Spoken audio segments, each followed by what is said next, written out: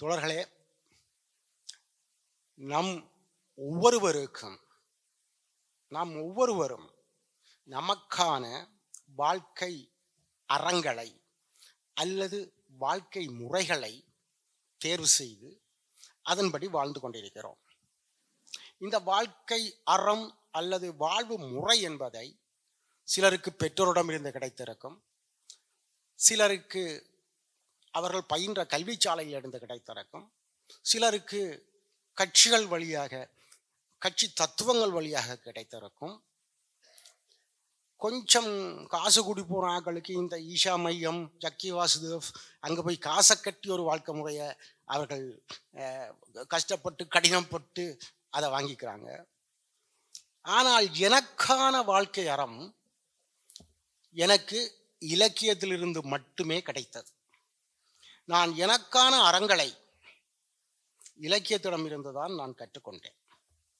அந்த வகையிலே என்னுடைய சிறு வயதிலேயே எனக்கான இலக்கிய ஆசானாக இருந்து இந்த சமூகம் ஏற்ற தாழ்வுடையது, இதற்கு எதிராக போராட வேண்டும் என்று தன்னுடைய எழுத்துக்கள் வழியாக எனக்கு வழிகாட்டிய ஆசான் தந்தை கே டேனியல் அவர்கள் இந்த தஞ்சை மண்ணில்தான் தன்னுடைய வாழ்வை முடித்து கொண்டார். இங்கே தஞ்சையில் இருக்கக்கூடிய இடுகாட்டில் தான் அவருடைய உடல் அடக்கம் செய்யப்பட்டுள்ளது. இன்று காலையில் ஒரு நல்வாய்ப்பாக நம்முடைய தாமுயேசக்கா தோழர்களுடைய ஏற்பாட்டில் அவருடைய நினைவிடத்துக்கு சென்று மரியாதை செலுத்திய அந்த தருணம் மிகவும் நிகழ்ச்சியான தருணமாகவும் உணர்ச்சிகரமான தருணமாகவும் என் வாழ்க்கையில் இருந்தது.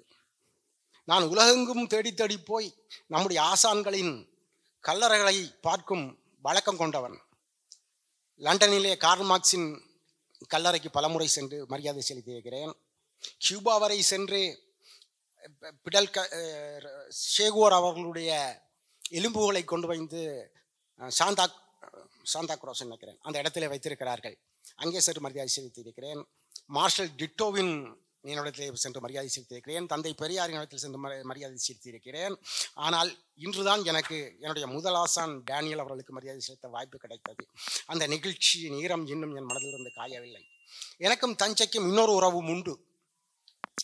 நான் புலம்பெயர்ந்து சென்ற பிறகு என்னுடைய 25வது வயதிலே நான் பிரான்ஸை சென்றடைந்தேன். அங்கே நான் புரட்சி கம்யூனிஸ்ட் கழகம் என்கிற ஒரு டிராஸ்கிய கட்சியிலே 3.5 வருடங்கள் நான் பயணித்தேன். அதற்கு முன்பு உங்கள் எல்லோருக்கும் தெரிந்தது போல நான் தமிழீழ விடுதலை புலிகள் இயக்கத்திலே இயங்கியவன்.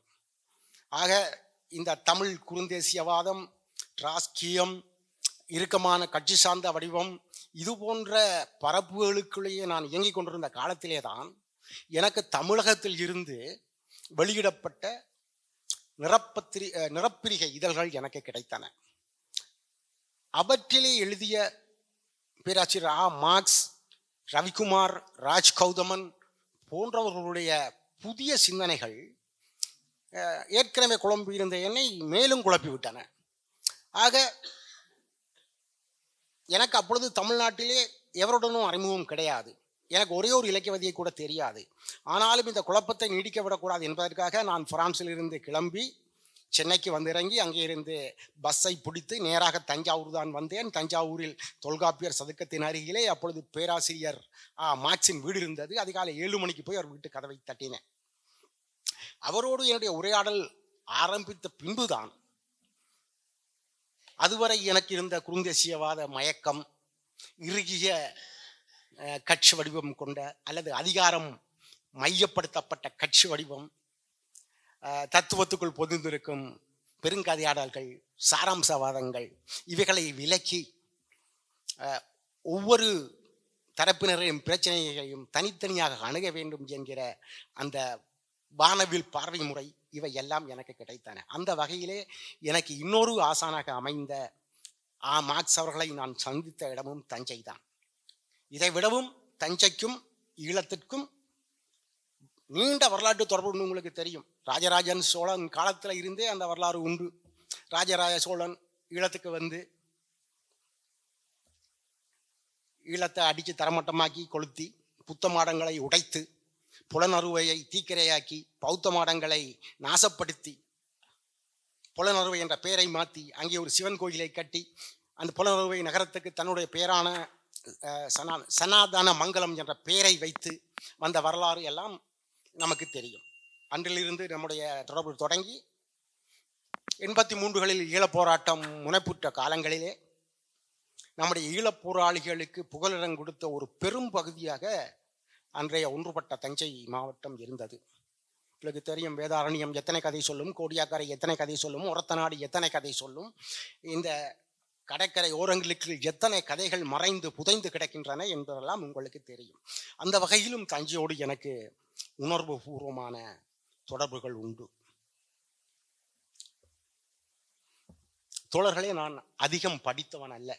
நான் 10வது வகுப்பு வரை தான் படித்தவன். நான் 10வது வகுப்போடு என்னுடைய பள்ளி கல்வியை நிறுத்திவிட்டு நான் விடுதலை இயக்கத்தில் சேர்ந்தவன். நான் பிரான்சிலே இன்றைக்கு 30 வருடங்கள் வாழ்ந்தால் கூட எனக்கு பிரெஞ்சு மொழி பேசத் தெரியும். ஆனால் ஒரு ஆழமான இலக்கிய கட்டுரையோ ஒரு கதையையோ கவிதையோ படிக்கும் அளவுக்கு எனக்கு பிரெஞ்சு மொழி அறிவு கிடையாது. ஆங்கிலம் அறவே தெரியாது. ஆக நான் தமிழில் மட்டும் படிக்க எழுதக்கூடியவன். ஆகவே இலக்கியம் குறித்து நம்முடைய இலக்கிய மொழியில சொன்னா உங்களுக்கு உள்ளொளியையோ தரிசனங்களையோ வழங்குகிறதுக்கு நான் வக்கில்லாதவன், தகுதி இல்லாதவன், தெம்பு இல்லாதவன். ஆகவே நான் என்னை குறித்து சில செய்திகளை உங்களிடம் சொல்லலாம் என்று விரும்புகிறேன். ஓர் எழுத்தாளனாக என்னுடைய இடம் என்ன, என்னுடைய கடமை என்ன, இந்த கேள்வி எனக்குள் எப்போதுமே இருந்து கொண்டிருக்கும். நான் என்ன கருதுகிறேன் என்றால், கடந்த என்னுடைய 30 வருட எழுத்து வாழ்க்கையிலே என்னுடைய எழுத்து பணி எதுவாக இருந்ததென்றால், வரலாறு சொல்ல மறுத்த விடயங்களை, வரலாறு மறைத்த விடயங்களை புனவின் வழியே கண்டடைந்து சொல்வதுதான் என்னுடைய எழுத்து முறையாக இருக்கிறது. நான் எல்லா கூட்டங்களிலும் சொல்லும் ஒரு மேற்கோளை இங்கே உங்களுக்கு சொல்ல விரும்புகிறேன். அந்த மேற்கோள் நமக்கெல்லாம் தெரிந்த பிரான்ஸ் ஃபனோன் அவர்களுடைய ஆசிரியர் எய்மே செசார் சொல்லிய மேற்கோள். அதாவது மார்டினிக் நாட்டை சேர்ந்தவர். மார்டினிக் நாடு என்பது பிரெஞ்சு காலனியால் மிகவும் பாதிக்கப்பட்ட ஒரு நாடு. அப்போ எய்மே செசார் என்ன சொல்கிறார் என்று சொன்னால், வரலாறு 2 வகையானவர்களால் எழுதப்படுகிறது. நம்மை அடிமைப்படுத்துபவன், நம்மை காலனியப்படுத்துபவன், நம்மை கொள்ளையடிப்பவன், நம்மை சுரண்டுபவன், நமது பெண்களை பாலியல் வன்புணர்வு செய்பவன் எழுதும் வரலாறு ஒன்றாக இருக்கிறது. இதற்கு மாற்றாக ஒரு வரலாறு ஒடுக்கப்பட்டவர்களால், கொள்ளை கொடுத்தவர்களால், பாலியல் வன்புணர்வு செய்யப்பட்டவர்களால் எழுதப்படுகிறது. ஆனால் இந்த வரலாற்றை எழுதுபவர்கள் தொழில்முறை கல்வியாளர்களோ ஆய்வாளர்களோ அல்ல, கலைஞர்கள் மட்டுமே அதை எழுதுகிறார்கள் என்று சொல்கிறார். எனக்கு அந்த கூற்றிலே ஆழமான நம்பிக்கை உண்டு. ஆக என்னுடைய பணி இந்த வரலாற்றிலே மறைக்கப்பட்ட விஷயங்களை அல்லது யாருமே பேச தயங்கும் விஷயங்களை, எல்லாருக்கும் தெரியும் உண்மை, முள்ளிவாய்க்காலில் என்ன நடந்தது என்று எல்லாருக்கும் தெரியும். இப்போ இன்றைக்கு நீங்கள் ஈழத்தின் பல்வேறு நாவல்களை நீங்கள் படிக்கிறீர்கள். முள்ளிவாய்க்கால் என்ன நடந்துச்சு 2009? 3 லட்சம் மக்கள் புலிகளிடம் பணைய கைதியாக இருந்தார்கள். மனித கேடயங்களாக அவர்களை பயன்படுத்தி புலிகள் அவர்களை முன்னே வைத்து போரிட்டார்கள். சண்டையின் இறுதி காலங்களிலே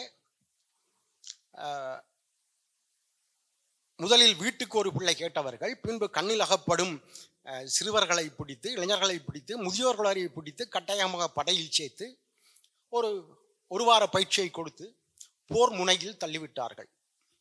ஒரு வாரம் பயிற்சி பெற்று கட்டாயமாக பிடிக்கப்பட்டவரால் என்ன பண்ணுவார்? போர் முனையில் போரிடுவாரா? அவர் தப்பி ஓடத்தான் பார்ப்பார். இதுவும் எல்லோருக்கும் தெரியும். ஈழத்தில் வாழ்ந்தவர்களுக்கு தெரியும், நிலத்தில் இருந்தவர்களுக்கு தெரியும்.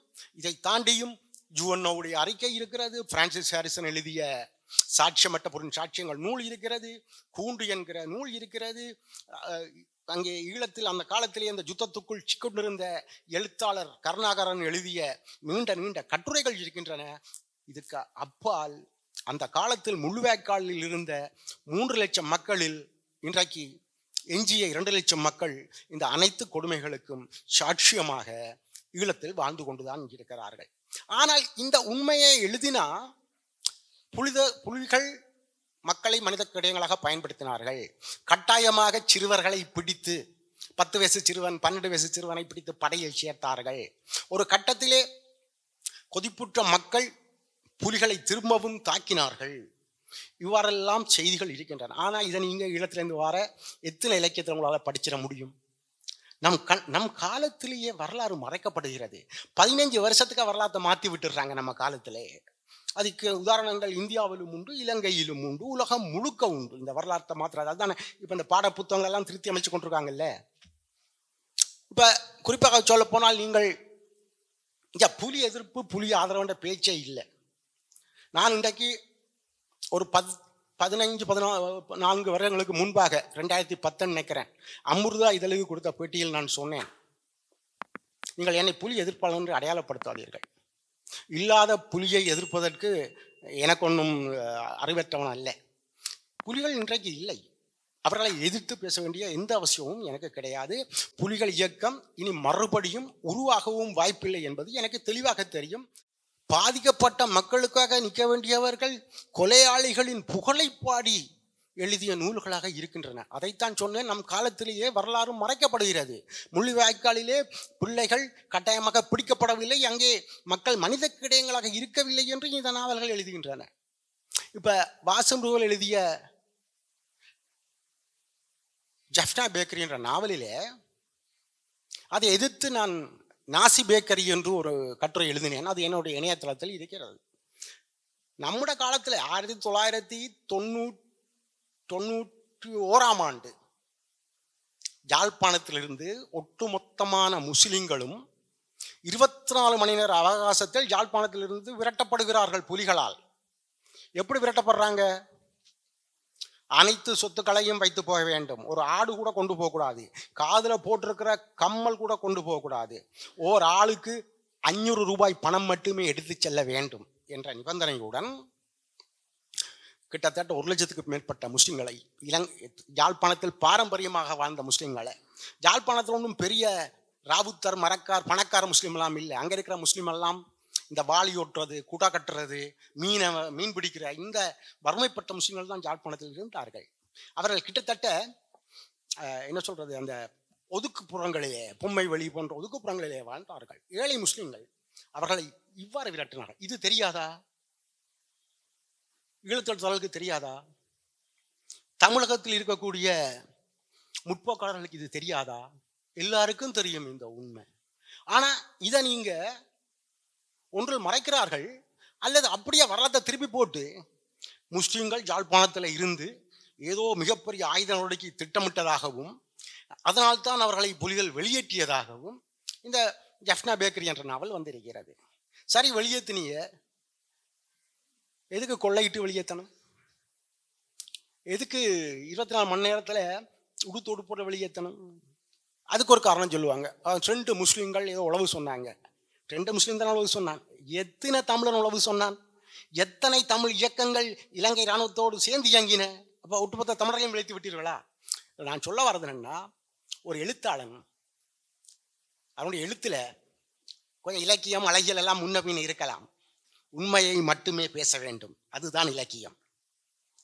ஆனா நம்ம கண்ணுக்கு முன்னுக்கு இலக்கியம் மூலம் வரலாறு திரிக்கப்படுகிறது. ஆக என்னுடைய பணி விட்டு போன வரலாற்றை அல்லது திரிக்கப்பட்ட வரலாற்றை நேராக்குவது என்று நான் கருதி கொள்கிறேன். நண்பர்களே, இப்ப இங்கே பேசிய தோழர்கள் அந்த திலீபன் அவர்களை வைத்து நான் எழுதிய மெய்யெழுத்து என்ற கதையை பற்றி சொன்னார்கள்.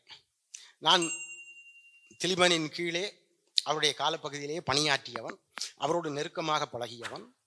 அவர் படித்த கல்லூரியிலும் நான் சில மாதங்கள் படித்திருக்கிறேன். அவருடைய ஆளுமை எனக்கு தெரியும், சின்ன வயசுலேருந்தே தெரியும். அவர் இறக்கும்போது அவருக்கு எத்தனை வயசு? 63 பிறந்தாரு, 87 செத்தாரு, இறந்தாரு. 23-24 வயசுல தான் அவர் இறக்குறாரு. அவர் யாழ் மாவட்ட அரசியல் பொறுப்பாளர் ஆகும்போது அவருக்கு 20 வயசு, எனக்கு 17 வயசு. ஆகவே சின்ன வயசுலேருந்தே அவரை எனக்கு பார்த்தவன். ஆனால் நான் இந்த கதை எழுதிய நோக்கம் திலீபனை மகிமைப்படுத்துவது அல்ல, அல்லது தனிநபர்களை மகிமைப்படுத்துவதற்காக நான் எந்த கதையும் எழுதுவது அல்ல. அந்த காலப்பகுதியை சித்தரிக்க வேண்டிய ஒரு கட்டாயம் எனக்கு இருக்கிறது. அந்த காலப்பகுதியை சித்தரிப்பதில் நான் எவ்வளவு வெற்றி அடைந்தேன் அல்லது அதை எவ்வளவு உங்களுக்கு கடத்தினேன் என்பதை நீங்கள் தான் சொல்ல வேண்டும், வாசிப்பவர்கள். என்னுடைய கடமை ஒரு புனைவு பின்னணியில் அந்த அன்றைய வரலாறு கட்டத்தில் இருந்த உணர்வுகளை கடத்தி வாசகரின் கையிலே ஒப்படைப்பது, உணர்வுகளை மட்டுமல்ல உண்மைகளையும் ஒப்படைப்பது. 1987 இலங்கை இந்திய ஒப்பந்தம் நிகழ்ந்த காலம். இந்த இலங்கை இந்திய ஒப்பந்தத்தை தமிழ் தரப்புகளும் ஏற்றுக்கொள்ளவில்லை. சிங்கள தரப்பில் இருந்த பிரேமதாசா போன்ற கடும் போக்காளர்களும் ஏற்றுக்கொள்ளவில்லை. ஆக இந்த ஒப்பந்தம் தமிழர்களுடைய சம்மதம் இல்லாமலேயே ஜே.ஆர். ஜெயவர்தனாவுக்கும் இந்திய அரசுக்கும் இடையில் நடந்த ஒப்பந்தம். என்றாலும் ஒரு கட்டத்திலே விடுதலை இயக்கங்கள் இந்த ஒப்பந்தத்தை ஏற்றுக்கொள்ளவாறு நிர்பந்திக்கப்பட்டார்கள்.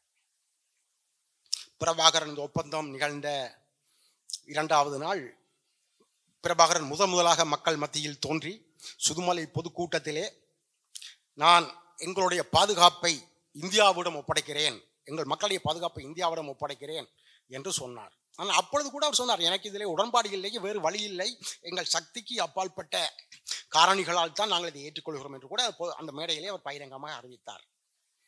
இதற்கு பின்பு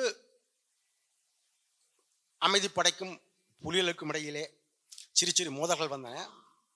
அதை இலங்கை அரசும் மிக தந்திரமாக கையாண்டு கொண்டிருந்தது. அவர்களுக்கு இந்தியாவோடு புலிகளை மோத வைக்க வேண்டும் என்பது அவருடைய திட்டம். இந்த நடப்பு விஷயங்களை உணர்ந்து கொண்டு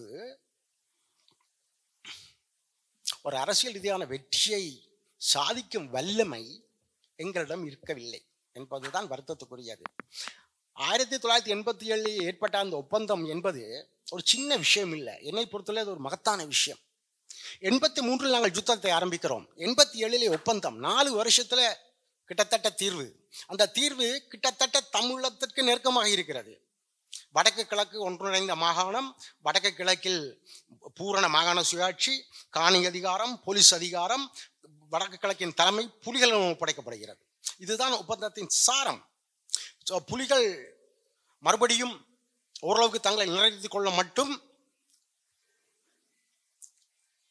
புலிகளுக்கு மாசம் 5 மில்லியன் ரூபாய்கள் வழங்குவது என்று ராஜீவ்காந்தி புலிகளுடன் ஒப்பந்தம் செய்து கொள்கிறார். இதை அண்டன் பாலசிங்கம் தன்னுடைய நூலில், போரிஞ்சமான நூலில் குறிப்பிட்டு இது ஜென்டில்மேன் அக்ரிமெண்ட் எங்களிடம் இருந்தது என்று குறிப்பிடுகிறார். இந்த சூழலை நாங்கள் பயன்படுத்த தவறிவிட்டதுதான் இன்றைக்கு இத்தனை அழிவுகளுக்கும் காரணம் என்று நான் கருதுகிறேன். திலீபன் விடுதலை புலிகள் இயக்கத்தில் இறந்த 650வது போராளி. அதாவது அதுவரை நடந்த போரிலே 650 புலிகள் தான் இறந்திருந்தார்கள். பொதுமக்கள் ஒரு 3000 பேர் இறந்திருப்பார்கள். பிற இயக்கத்திலே ஒரு 500 பேர் இறந்திருப்பார்கள். ஒரு 4000 பேர் இழப்பு, சிறிய அளவு சொத்துழப்பு, இவற்றோடு ஒரு வெற்றியை நாங்கள் சாதிக்கக்கூடிய தருணமாக அந்த ஒப்பந்தம் இருந்தது. இன்னொரு வகையிலே அப்பொழுது வடக்கு கிழக்கில் இவ்வளவு பிரிவினை ஏற்படவில்லை, வடக்கு தமிழர்களுக்கும் கிழக்கு தமிழர்களுக்கும் இவ்வளவு முறுகல் ஏற்படவில்லை, முஸ்லிம்கள் யாழ்ப்பாணத்திலிருந்து வெளியேற்றப்படவில்லை, முஸ்லிம்களுக்கும் தமிழர்களுக்கும் பகை தோன்றவில்லை, தமிழ் விடுதலை இயக்கங்களுக்குள் இவ்வளவு பகைமை தோன்றவில்லை. முக்கியமாக இந்தியாவுக்கும் இலங்கை தமிழர்களுக்கும் ஒரு நிரந்தர பகை ஏற்படவில்லை. முக்கியமாக ராஜீவ்காந்தி கொலை அப்பொழுது நிகழ்ந்திருக்கவில்லை. சொன்னேன், சற்று முன் தான் சொன்னேன் தோழர்களே, 80களிலே தமிழகம் எங்களை எப்படி வரவேற்றது என்று. இன்றைக்கு நிலைமை என்ன? சிலோன் காரணம்னா ஒரு வீடு எடுக்க முடியாது எங்கேயுமே. அந்த நிலைமையில தான் திருடர்களாகவும் குற்றவாளிகளாகவும் கிரிமினல்களாகவும் ஈழத்தமிழர்கள் தமிழகத்திலே பார்க்கப்படுகிறார்கள் என்பது என்னுடைய சொந்த அனுபவம், என்னை போன்ற ஈழத்தவர்களுடைய அனுபவம். அப்ப அந்த ஒப்பந்தத்தை இவர்கள் சரிவர கையாளது மட்டும் அல்லாமல் வேறு இன்னொரு தமிழ் அமைப்பு அந்த ஒப்பந்தத்தை ஏற்றுக்கொண்டு அந்த மாகாண அரசை வழிநடத்தவும் இவர்கள் அனுமதிக்கவில்லை. இதைத்தான் ஒரு அரசியலாளர் சொன்னார், ஒரு நல்ல விவசாயி என்பவன் ஒரு கை நெல்லை வயலில் விதைத்தால் 2 கை நெல்லாக வீட்டுக்கு கொண்டு வருவோன் ஒரு நல்ல விவசாயி. ஆனால் பிரபாகரன் என்ற உழவன் வயலை ஆழ உழுதார், அதில் நெல்மணிகளை போட்டார், அதையும் ஆழ உழுதார், அங்கே பயிர்கள் வந்தன, அதையும் ஆழ உழுதார். இது உண்மையிலேயே ஒரு வருத்தத்துக்குரிய செய்தி. நாங்கள் போராடினோம், உயிரை கொடுத்து போராடினார்கள். எத்தனையோ பேர் தங்களுடைய கல்வியை விட்டு குடும்பத்தை விட்ட வந்து ரத்தம் சிந்தி சைனட் சாப்பிட்டு வளர்த்த போராட்டம். ஆனால் அதற்கான விளைவு, அதற்கான நற்கனி வரும்போது எங்களால் அதை சரியான முறையில் எங்களால் பயன்படுத்தி கொள்ள முடியவில்லை என்கிற ஒரு வருத்தம். ஸோ இந்த வருத்தத்தின் அடிப்படை தான் என்னுடைய திலீபன் கதையுடைய எழுதுவதற்கான அடிப்படை காரணியாக இருந்தது. அங்கே இருந்து தனிநபர் வழிபாடு ஆரம்பிக்கிறது இயக்கத்துக்குள்ள. ஸோ அந்த தனிநபர் வழிபாட்டுன்ற ஒரு குறுக்குவெட்டுவம் தான் இந்த திலீபன் கதை. இதற்கு இன்னொரு கதையை சொல்றேன். இந்த தோழர் இங்கே குறிப்பிட்ட ஆறாங்குழி என்ற கதை, ரோகண விஜயராவை பற்றிய கதை. தோழர்களை, நான் 2009 எம்ஜிஆர் கொலை வழக்கு என்ற ஒரு சிறுகதை தொகுப்பை வெளியிட்டு இருப்பேன். அந்த தொகுப்பை நான் ரோகண விஜயர் அவருக்குத்தான் சமர்ப்பித்தேன். அப்போ சமர்ப்பிக்கும் போது தோல்வி அடைந்த புரட்சியாளன் ரோகண விஜயவீரவுக்கு இன்னுள் சமர்ப்பணம் என்ற குறிப்போடு அந்த நூலை வெளியிட்டேன். என்னை பொறுத்தளவில் ரோகண விஜயவீர என்கிற புரட்சியாளன் தன்னுடைய தவறான தனித்தவறு கிடையாது, தத்துவார்த்த தவறுகளால் தோல்வி அடைந்தார் என்று நான் அதில் பொருள்படும்படியாக அதை நான் ரோகண விஜயவீரவுக்கு அதை நான் சமர்ப்பித்திருந்தேன். ஆனால் இந்த ரோகண விஜயங்கிற மனிதர் அல்லது அந்த பிம்பம் சிறு வயது முதல் எங்களை ஆகர்ஷித்த ஒரு பிம்பம். ஏன்னா ஜேவிபி உருவாகி அது வளர்ந்த காலங்கள் கூடவே அது நானும் வளர வளர அதுவும் வளர்ந்தது. நான் 67 பிறந்தேன், ஜேவிபி 69, 70களில் உருவாக்கப்படுகிறது. இதுக்கு பின்னுக்கு ஒரு ஜேவிபி வரலாறு ஒன்றை நம்ம தெரிஞ்சுக்க வேண்டிய ஒரு அவசியம் இருக்குது. ஏனென்றால் நம்ம கற்றுக்கொள்ள வேண்டிய பாடங்கள், நாங்கள் எங்கே பிழைவிட்டோம், அவர்கள் எங்கே சரியாக இருந்தார்கள் என்று நாங்கள் இன்றைக்கு கற்றுக்கொள்ள வேண்டியிருக்கிறது. ஜேவிபி ஆரம்பிக்கும் போது ஒரு பக்கா இனவாத கட்சியாகத்தான் ஆரம்பித்தது. ரோகண விஜயவீர ரஷ்யாவில் லுமும்பா பல்கலைக்கழகத்தில் படித்துவிட்டு வந்து இலங்கை கம்யூனிஸ்ட் கட்சியின் மாணவர் அணியின் தலைவராக இருந்தார். மிகச் சிறப்பான வசீகரமான பேச்சாற்றல் கொண்டவர். அப்பொழுது இலங்கை கம்யூனிஸ்ட் கட்சியின் தலைவர் ஒரு தமிழர், நான் சண்முகதாசன். இங்கே நடந்த முரண்பாடுகளால், கட்சி தலைமைக்கும் ரோகண விஜயவுக்கும் நடந்த முரண்பாடுகளால் ரோகண விஜயவீர கட்சியை விட்டு வெளியே போகிறார். அப்பொழுது அவர் வைத்த கோஷம் தோசை மசாலா வடை அப்பிட்ட எப்பா. இதனுடைய அர்த்தம் தமிழில் தோசையும் மசால் வடையும் எங்களுக்கு வேண்டாம். ஸோ தமிழர்களின் உணவு தோசை மசாலா வடை, தமிழர்களை கேலி பண்ணுவதற்கு தோசை மசாலா வடைன்னு சிங்களவர்கள் சொல்வது உண்டு. இப்படியாக இனவாதத்தில் பிறந்த கட்சி ஜேவிபி. நம்ம கண்ணெதிர ஜேவிபியில் 5 வகுப்பு நடத்துவார்கள் அந்த காலத்தில். இந்த 5 வகுப்புகளும் நீங்கள் சேர்ந்துட்டீங்க படிச்சீங்கன்னா தான் நீங்கள் ஜேவிபியுடைய உறுப்பினர் ஆகலாம். அதில் 2வது வகுப்பு இருக்கு, இந்திய விஸ்தரிப்பு வாதத்திற்கு எதிரான வகுப்பு. இந்தியா இலங்கையை விழுங்குவதற்கு காத்திருக்கிறது என்பதுதான் அவருடைய அந்த வகுப்புடைய கருத்தாக்கம், கான்செப்ட். அதற்கு வரலாற்று ரீதியான உதாரணங்களும் உண்டு இல்லையா? பல தடவைகள் இந்தியாவிலிருந்து படையெடுப்புகள் இலங்கை மீது நடந்திருக்கின்றன. இதை தவிர அவங்க வகுப்புல ஒரு விளக்கம் சொல்லுவாங்க. அதுதான் நமக்கு அன்றைய ஜேவிபியுடைய அரசியல் புரிதலை நாமல் விளங்கிக் கொள்வதற்கு உதவும். அது அடிமைப்பெண் படம் வந்த டைம். அது அடிமைப்பெண் படத்தில் எம்ஜிஆர் நடிச்சிருக்காரு. எம்ஜிஆர் அப்போ திமுகவில் இருந்தார். அந்த படத்தை வச்சு இப்பெல்லாம் திரைப்படம் வந்தோடனே குறியீடுகள் கண்டுபிடிச்சி குறியிட்டு குத்துறாங்கல்ல, முகனும் இல்லை. இதையெல்லாம் ஜேபி அப்பயே செஞ்சது. அவங்க என்ன சொல்கிறாங்கண்டா, அந்த படத்தை வச்சு அடிமைப்பெண் படத்தில் பக்கத்து நாட்டை ஒரு பெண் ஆளுகிறார், அதை ஜெயலலிதா ஆளுறாங்க அந்த படத்தில்.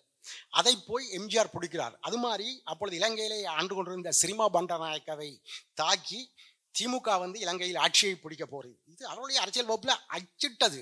அது என்கிட்ட பிரதி இருக்குது, இணையத்திலும் இருக்கிறது. இவ்வளவுக்குத்தான் ஜேவிபியுடைய அரசியல் புரிதல் அந்த காலத்தில் இருந்தது. ஜேவிபி கிளர்ச்சி நடக்கும் பொழுது இலங்கையில் இயங்கிக் கொண்டிருந்த திமுக இயக்கமும் தடை செய்யப்பட்டது. அதுக்கு பிறகு இன்றைக்கு வரை அங்கே திமுக இயங்கை இல்லை. அதாவது 71 தடை செய்யப்பட்டதான். திமுக தலைவர் இளஞ்செழியன் கைது செய்யப்பட்டார். அவ்வாறான ஒரு இயக்கம், தொடர்ந்து சிங்கள இனவாதத்தை பேசிக் கொண்டிருந்த இயக்கம், மக்களை நிறைய மக்களை கொன்றொழித்திருக்கிறார்கள், பத்திரிகையாளர்களை கொன்றொழித்திருக்கிறார்கள், கலைஞர்களை கொன்றொழித்திருக்கிறார்கள். அந்த இயக்கம் 1987 மறுபடி புரட்சி செய்யும் போது கிட்டத்தட்ட 1,00,000 இளைஞர்கள் ஜேவிபியில் கொல்லப்பட்டார்கள். அந்த இயக்கம், நான் கதையில் எழுதிய மாதிரி ரோகண விஜயவீரா கொல்லப்படுகிறார். அதோடு அந்த இயக்கம் ஆயுத செயற்பாடுகள் நிறுத்தப்படுகின்றன. அதற்கு பின்பு அவர்கள் ஜனநாயக அரசியலுக்கு வருகிறார்கள், தேர்தலுக்கு வருகிறார்கள். அதிலே சில இடங்களை பற்றி இலங்கை அரசாங்கத்திலே கூட்டாக ஆட்சி ஏற்கிறார்கள். இன்றைக்கு நம்முடைய ஜனாதிபதியாக இருக்கக்கூடிய அனுராகுமார திசாநாயக்கா சந்திரிகாவின் அமைச்சரவையிலே மீன்பிடித்துறை அமைச்சராக இருந்தார். அப்பொழுது சந்திரிகா தமிழர்களோடு ஒரு தீர்வு திட்டத்தை கொண்டு வந்தார். சந்திரிகா பொதி என்று சொல்வார்கள். அந்த தீர்வு திட்டத்தை எதிர்த்து தீர்வு வேண்டாம் என்று சொல்லி மந்திரி பதவியை தூக்கி எறிந்துவிட்டு சென்றவர் தான் அனுரா திசாநாயக்க. முள்ளிவாய்க்காலில் போர் நடந்த பொழுது பல்வேறு உலக நாடுகள் இருக்கக்கூடிய பல்வேறு தரப்புகள் போரை நிறுத்துமாறு வலியுறுத்திய போது போரை நிகழ்த்தியே ஆக வேண்டும் என்று சொன்ன கட்சி தான் ஜேவிபி. அதில் அனுரா திசாநாயக்கவும் இருக்காரு, விமல் வீரவன்சாவும் இருக்காரு, இன்றைக்கு இருக்கக்கூடிய எல்லா ஜேவிபி தலைவரும் இருக்கார்கள். ஆனால் போருக்கு பின்பாக இலங்கையில் ஒரு மாற்றம் நிகழ்கிறது. அதுதான் இந்த போர்க்காலத்துல இந்த இலங்கை அரசாங்கம் செய்த ஊழல்கள் கொஞ்சம் நஞ்சம் இல்லை. இலங்கை அமைச்சர்களும் இலங்கை இராணுவ தளபதிகளும் இந்த யுத்த தளவாடங்களை கொள்வரசுவைக்கு பொறுப்பாக இருந்தவர்களும் செய்த ஊழல்கள் நாட்டை கூறு போட்டு வித்தது. அந்த என்ன சொல்லுவாங்க, சோனிட்டி என்று சொல்லுவாங்கல்ல, இறையாண்மை அந்த அடை வைக்கிறது, அதை தனியாரிடம் அடை வைத்தார்கள், நாட்டை கூறு போட்டு வித்தார்கள். இதனால இலங்கை மிகப்பெரிய பொருளாதார சிக்கலுக்கு சென்றது. பசி, பட்டினி, பஞ்சம், பால் இல்லை, தேங்காய் இல்லை. மக்கள் மெதுவாக கிளந்த ஆரம்பித்தார்கள். மக்கள் மெதுவாக கிளந்து அந்த அறகலை என்ற போராட்டம் 2022 நடந்தது. கத்தியின்றி இரத்தமின்றி அந்த போராட்டம் நடந்தது. மிகப்பெரிய இராணுவ பலமையோடு இருந்த உலகத்திலேயே அன்றைய பொழுதில் அதிசிறந்த இராணுவம் என்று சொல்லப்பட்ட இலங்கை இராணுவத்தின் தளபதியாக இருந்த கோத்தபாய ராஜபக்ஷ ஜனாதிபதி பதவியை விட்டு திருடன் போன்று நாட்டை விட்டு தப்பி ஓடிய வேண்டிய நிலை ஏற்பட்டது. அந்த மக்கள் எழுச்சியின் மாற்றம், அந்த விளைவு ஜேவிபி சிந்திக்க வைத்திருக்கிறது. அன்றிலிருந்து தான் ஜேவிபி என்ற பெயரை அவங்க கைவிட்டுட்டு என்பிபி என்ற பெயருக்கு மாறுறாங்க, தேசிய மக்கள் சக்தி. ஜேவிபியும் ஜேவிபியுடைய உப அமைப்புகள், வெகுஜன அமைப்புகளும் சேர்ந்தது தான் உண்மையிலேயே அந்த இன்றைக்கு இருக்கக்கூடிய தேசிய மக்கள் சக்தி. ஆனால் அவர்கள் முகத்தை மாற்றுகிறார்கள், இனவாத பேச்சை கைவிடுகிறார்கள், மக்கள் எழுச்சியுடைய வீரியத்தை புரிந்து கொள்கிறார்கள், அதை பயன்படுத்த திட்டமிடுகிறார்கள். 50 வருடங்களாக அவர்கள் அரசியல் இருந்த அந்த அனுபவம் அவர்களுக்கு அதை கற்றுக் கொடுத்திருக்கிறது. அதான் நான் அப்பொழுது தோழர் ஜிஆர்களுடன் பேசிக் கொண்டிருக்கும் பொழுது சொன்னேன், உலகம் முழுக்க இப்படித்தான் நடக்கும். மக்கள் தன்னெழுச்சியாக போராட்டம் நடத்துவார்கள், ஆனால் அதை தலைமை தாங்கி நடத்துறதுக்கு ஒரு கட்சி ரெடியா இருந்துச்சுன்னா அவர்கள் தான் அந்த புரட்சியை முன்னெடுத்து செல்வார்கள் என்று. அதுதான் இலங்கையிலும் நடந்தது. இந்த அறகலையா போராட்டத்தின் பலனை எவ்வாறு சரியான முறையில் செயற்படுத்த வேணும், எவ்வாறு ஆட்சியை கைப்பற்ற வேணும் என்று நீண்டகால அரசியல் போராட்டத்திற்கூடாக நம்முடைய தேசிய மக்கள் சக்தி கட்சிக்கு தெரிந்திருந்தது. இன்றைக்கு அதனுடைய விளைவு, அவர்கள் இனவாதம் பேசுவதை விட்டுவிட்டார்கள், அதிகார துஷ்பிரயோகம் செய்ய மாட்டேன் என்கிறார்கள், அதை நடைமுறையிலும் காட்டுகிறார்கள். இலங்கையில் இருக்கிற ஒரு நாடாளுமன்ற உறுப்பினருடைய ஊதியம் இன்றைக்கு இலங்கை பணத்துக்கு 50,000 ரூபாய், அதாவது இந்திய பணத்துக்கு 17,000 ரூபாய். ஆனால் இவருடைய கட்சியில் எம்பி ஆயிருப்பவர்களுக்கு சம்பளமே இல்லை, நாட்டுக்கு தொண்டு செய்ய வேணும், வாகனம் கிடையாது. இப்படி அங்கே இருந்து அவர்கள் ஆரம்பிக்கிறார்கள். இது மக்களை கவர்ந்திருக்கிறது. ஆகவேதான் இன்றைக்கு தமிழ் மக்கள் எத்தனையோ வருஷங்களாக மாறி மாறி, ஒன்று ஸ்ரீலங்கா சுதந்திர கட்சி, அடுத்தது ஐக்கிய தேசிய கட்சி, இந்த 2 பெரும் முதலாளித்துவ கட்சிகளால் பட்ட துன்பங்கள் தமிழ் மக்கள் மட்டும் பட இல்லை. இந்த தமிழ் மக்கள் மீது நிகழ்த்தப்பட்ட, முஸ்லிம் மக்கள் மீது நிகழ்த்தப்பட்ட எல்லா வன்முறைகளையும் ஒழுங்கமைத்து நடத்தியது இந்த சிரிமாவால் அல்லது அன்றைக்கு பண்டாரநாயக்கவால் தலைமை தாங்கப்பட்ட ஸ்ரீலங்கா சுதந்திர கட்சி, அல்லது ஜேஆர் ஜெயவர்தனவால் தலைமை தாங்கப்பட்ட, பின்பு பிரேமசோவால் தலைமை தாங்கப்பட்ட ஐக்கிய தேசிய கட்சி. இந்த 2 கட்சிகளுக்கு மாற்றாக அவர்கள் ஜேவிபியை அடையாளம் கண்டார்கள். ஏனென்றால் ஜேவிபி தன்னுடைய முகத்தை மாற்றிக்கொண்டு ஜனநாயக அரசியலுக்கு வந்தது, இனவாதத்தை கைவிட்டது, மக்களுடைய பிரச்சனையை பேச ஆரம்பித்தது. ஆகவேதான் வரலாற்றில் இல்லாதவாறு இலங்கையின் நவீன வரலாற்றில் ஒருபோதும் கொழும்பை அடித்தளமாக கொண்ட ஒரு கட்சி இவ்வளவு பெருவாரியான வாக்குகளை வடக்கிலே பெற்றது கிடையாது. ஆனால் இன்றைக்கு தமிழ் தேசிய கூட்டமைப்புக்கு ஒரே ஒரு இருக்கை தான் கிடைத்திருக்கிறது. மற்ற அனைத்து இருக்கைகளையும் ஜேவிபி கைப்பற்றியிருக்கிறது. இது அரசியல். நான் இந்த போன டிசம்பர் மாதம் இலங்கைக்கு போயிருந்தேன். கிராமமாக போனேன், மக்களிடம் பேசினேன். எல்லா மக்களும் ஜேவிபி அரசாங்கத்தின் மீது ஒரு நம்பிக்கையோடு இருக்கிறார்கள். அனுராக் குமார திசாநாயக் என்ற ஒரு மனிதன் மீது நம்பிக்கையோடு சிங்கள மக்கள், தமிழ் மக்கள், இஸ்லாமிய மக்கள் எல்லோருமே இருக்கிறார்கள். இந்த நம்பிக்கைக்கு பாத்திரமாக தேசிய மக்கள் சக்தியும் அனுராக் திசாநாயக்கவும் நடந்து கொள்ள வேண்டும் என்பதுதான் எங்களுடைய எதிர்பார்ப்பாக இருக்கிறது. ஏற்கனவே தொடர் சுட்டிய காட்டிய மாதிரி மிக பெரும்பான்மையான பலத்தோடு ஆட்சிக்கு வந்திருக்கிறார்கள். அவர்களால் எந்த எதிர்ப்பும் இல்லாமல் எந்த தீர்வையும் கொண்டு வர முடியும். அதிகபட்சமாக என்ன எதிர்பார்க்கிறோம்? தமிழ் தரப்பு என்ன எதிர்பார்க்கிறது? இன்னைக்கு போய் நீங்க ஈழத்துல போய் எந்த அரசியல் கட்சி தலைவர், அது சுமந்திரனா இருக்கட்டும், கஜேந்திரனா இருக்கட்டும், வேற எந்த சிவாஜிலிங்கமா இருக்கட்டும், அல்லது ஈழத்தில் இருக்கக்கூடிய அறிஞர்கள், கல்வியாளர்கள், கலைஞர்கள், எழுத்தாளர்கள், சாதாரண மக்கள், நீங்கள் யாரிடம் போய் கேட்டாலும் இன்றைக்கு அவர்கள் தமிழத்தை பற்றி பேசுவதில்லை. அதிகார பரவலாக்கல் வேண்டும். அதிகார பரவலாக்கல் தமிழர்களுக்கு மட்டுமல்ல, இலங்கையில் இருக்கக்கூடிய 9 மாகாணத்துக்கும் அதிகார பரவலாக்கல் வேண்டும். அதாவது ஒற்றையாட்சி முறை வேண்டாம், அனைத்து அதிகாரங்களும் மத்தியில் குவிக்கப்பட்ட ஆட்சி முறை வேண்டாம், அதிகாரத்தை பரவலாக்குங்கள். இப்ப இங்க மாநில சுயாட்சிங்கிற மாதிரி எங்க மாகாண சுயாட்சி தமிழர்களுக்கு மட்டுமல்ல சிங்களவர்களுக்கும் சேர்த்துத்தான். இதை நாங்கள் அதுதான் 13ஆவது திருத்த சட்டம் என்று சொல்லப்படுறது. இதைத்தான் நாங்கள் கேட்கிறோம். இதை கண்டிப்பா நிறைவேற்றி கொடுக்க வேண்டிய கடமை அனுராக் திசாநாயக்காவுக்கும் தேசிய மக்கள் சக்தி கட்சிக்கும் கண்டிப்பாக இருக்கிறது. அதை செய்யாவிட்டால் அவர் மாபெரும் தவறளித்தவர் ஆவார். அதற்கு பின்பு இலங்கை வரலாறு எந்த திசையை நோக்கி நகரும் என்று இப்போது எங்களால் ஊகிக்க முடியவில்லை. நான் ஒரு நேர்காணலில் சொன்ன மாதிரி இலங்கைன்ற வரலாற்றை யாராலும் ஊகிக்க முடியாது. அது ரொம்ப ஒரு சிக்கலான வரலாறா இருக்குது. இதை மையப்படுத்தித்தான் நான் இதில் வரக்கூடிய இன்னொரு கதை, பள்ளிராஜா எவ்வாறு சிங்கள இனவாதம் இந்த யுத்தத்துக்கு பின்பு மெதுவாக தமிழர்களின் நிலங்களை விழுங்கி கொண்டிருக்கிறது. அவர்கள் இப்ப ஆயுதம் தூக்குற இல்லை, வெவ்வேறு முறைகள்ல அந்த தமிழ் ஒரு தமிழ் பாரம்பரிய பிரதேசங்களில் தமிழர்கள் வாழ்ந்தால் அந்த இன விகிதாசாரத்தை மாற்றி அமைக்க முயற்சிக்கிறார்கள். அதன் மூலம் தமிழ் பகுதிகளுக்கும் சிங்களவரை கொண்டு வந்து கலந்து விட நினைக்கிறார்கள். இது உலகத்தில் இருக்க பல்வேறு நாடுகள் இப்படித்தான் நடக்கும். அந்த சிறுபான்மை இனங்கள் பெருந்தேசிய இனத்துக்குள் கரைந்து போய் விடுகின்றன. பல பிரான்ஸ்ல தான் நடக்குது. இன்றைக்கு பிரெஞ்சு என்று சொல்றது தனியாக பிரெஞ்சு இல்லை, பல்வேறு சிறு தேசிய இனங்கள் கரைஞ்சுதான் இன்றைக்கு பிரெஞ்சுங்கிற ஒரு அடையாளமா இருக்குது. காலப்போக்கில் இலங்கையை அப்படியாக்குவதற்கான முயற்சியில் தான், ஒரு நீண்ட கால நோக்கில் தான் இலங்கையில் இருக்கக்கூடிய அதி உயர் சக்தி வாய்ந்த, இலங்கை ஜனாதிபதியை விட சக்தி வாய்ந்த பௌத்த பீடங்கள், பௌத்த தேரர்கள் திட்டமிட்டிருக்கிறார்கள். அவர்களுடைய கணக்குப்படி இலங்கை என்பது புத்த பகவானால் அவர்களுக்கு வழங்கப்பட்ட நாடு, சிங்களவர்களுக்கு இருக்கும் ஒரே ஒரு நாடு, தமிழர்கள் வந்து இருக்கக்கூடியது. இதுல அவங்க ஸ்ட்ராங்கா இருக்காங்க. இதை சொல்லத்தான் அவங்க மகாவம்சம் என்கிற ஒரு நூலையும் எழுதி வைத்திருக்கிறார்கள். எப்படி இங்க வந்து ராமாயண அடிப்படையில ஜெய் ஸ்ரீராம் அரசியல் நடக்குதோ அதே தான் அங்கே மகாவம்ச அரசியல் அங்கே நடந்து கொண்டு இருக்கிறது. இதையெல்லாம் கணக்கில் எடுத்து இன்றைய அரசாங்கம் நல்ல முடிவுகள் எடுக்க வேண்டும் என்பதுதான் எங்களுடைய விருப்பமும். எதிர்காலம் என்னன்னு தெரியாது. நான் ஏன் இதை இவ்வளவு நேரம் பேசினேன்னு சொன்னா, உங்களை நிறைய பேர் எதிர்பார்த்திருப்பீங்க இன்றைய இலங்கை நிலைமை எப்படி இருக்குன்னு தெரிந்து கொள்வதற்காக. அதற்காகத்தான் நான் இதை இவ்வளவு நேரம் இங்கே பேச வேண்டியா இருந்தது. இன்னொரு விஷயம் சொல்ல ஆசைப்படுகிறேன் தோழர்களே.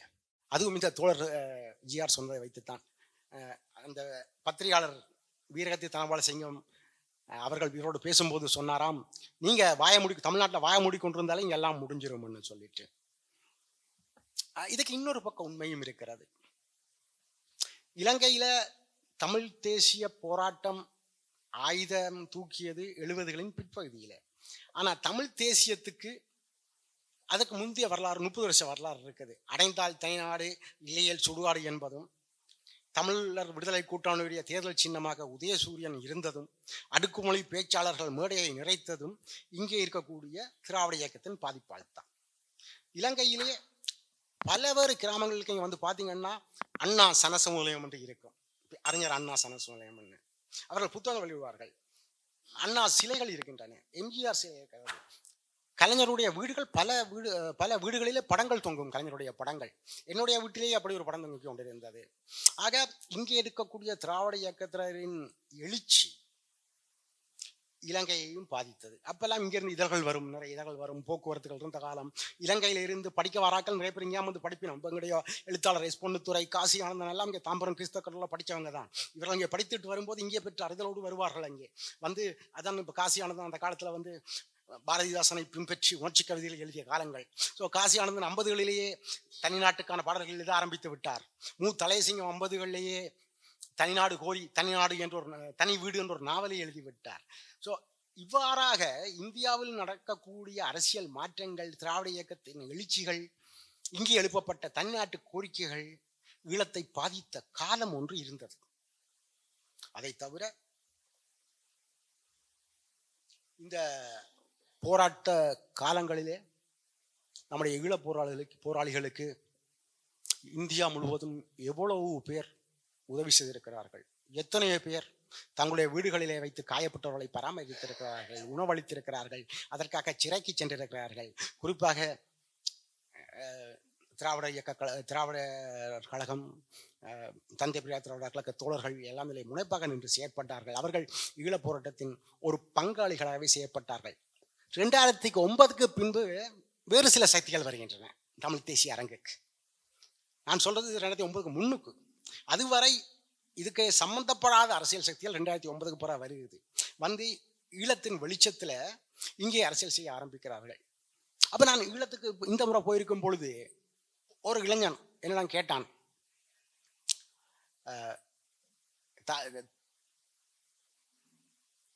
தமிழ்நாடு எப்போ தனிநாடாகும் அப்படின்னு. நான் தம்பி அப்படி அங்கே யாரும் பேசலையே அப்படி என்ன. இல்லை, தமிழ் தேசிய கோரிக்கை இருக்கு, தமிழ் தேசிய கோரிக்கைன்னா தனிநாடு தானே. அப்போ அதை விட என்ன தமிழ் தேசியம்? அப்படித்தான் எங்களுக்கு ஈழத்தில் எங்களுக்கு ஈழத்தில் அப்படித்தானே தமிழ் தேசிய கோரிக்கை வைத்தோம், அதற்காக ஆயுதம் ஏந்தினோம், போராடினோம், அது அழிவுக்கு வந்து விட்டோம். அப்போ நான் சொன்னேன், அப்படி ஒன்றும் இல்லை. இங்கே இருக்கக்கூடிய இன்றைக்கு நடக்கக்கூடிய பேசக்கூடிய தமிழ் தேசிய அரசியல் ஈழத்தில் சிறிய கடுகளவு மாற்றத்தை கூட ஏற்படுத்தவில்லை. இங்கிருந்து சென்ற எந்த கருத்துக்களையும் நான் சொன்னது ஒரு சின்ன புடியன் தான் அந்த கேள்வி கேட்டது. ஒரு பெரிய ஆளனே இந்த கேள்வி கேட்டிருக்க மாட்டார். ஏன்னா அவர் 30 வருஷம் இந்த தமிழ் தேசிய அரசுகளால் அவர் படாத பாடுபட்டு வந்திருக்கிறார். அதனால் வந்து நாங்கள் ஒன்றும் அச்சமுற தேவையில்லை. இப்போ இங்கே நடக்கக்கூடிய அபத்தங்கள், இந்த தெலுங்கானா வெளியேற்று, மலையாள வெளியேற்று வரி கூச்சல்கள், இதெல்லாம் வந்து ஈழத்தில் ஒரு சிறு பாதிப்பையும் ஏற்படுத்தாது. எங்களுக்கு நாங்களே பாதிப்பை ஏற்படுத்தா தான் உண்டு. வெளியிலேருந்து வந்தெல்லாம் எங்களை யாரும் பாதிக்க பண்ண முடியாது. அதுதான் எங்களுடைய வரலாறு. சரி தோழர்களே, நீண்ட நேரம் பேசிவிட்டேன். இறுதியாக ஒன்றை சொல்லிக் கொள்ளலாம் என்று நினைக்கிறேன்.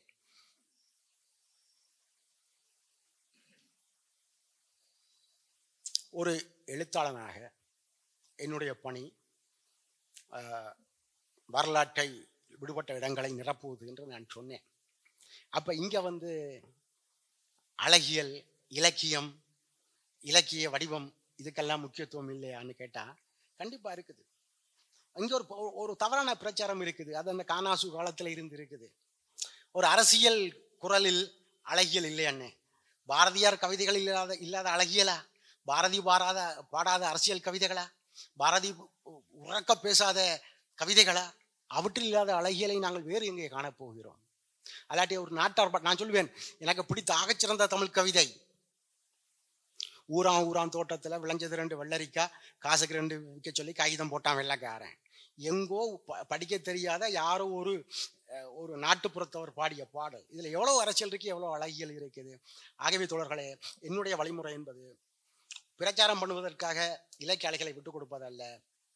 எங்கள் முன்னோர்கள் சொல்வார்கள், பிரச்சாரம் ஒருபோதும் கலையாகாது, ஆனால் கலை பிரச்சாரமாகலாம்.